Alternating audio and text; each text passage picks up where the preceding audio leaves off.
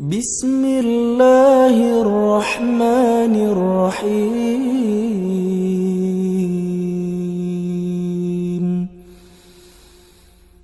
الحمد لله الذي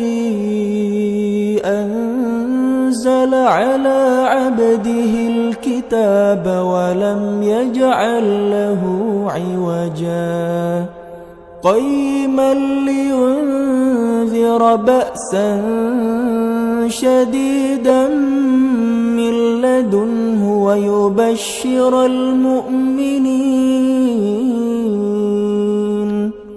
ويبشر المؤمنين الذين يعملون الصالحات أن لهم أجرا حسنا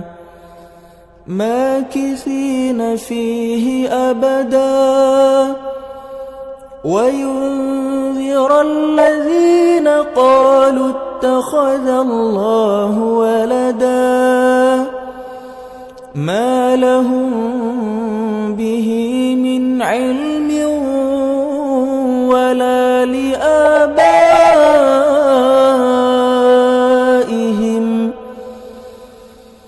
كبرت كلمة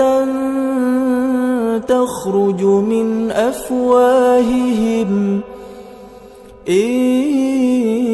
يقولون إلا كذبا فلعلك باخع نفسك على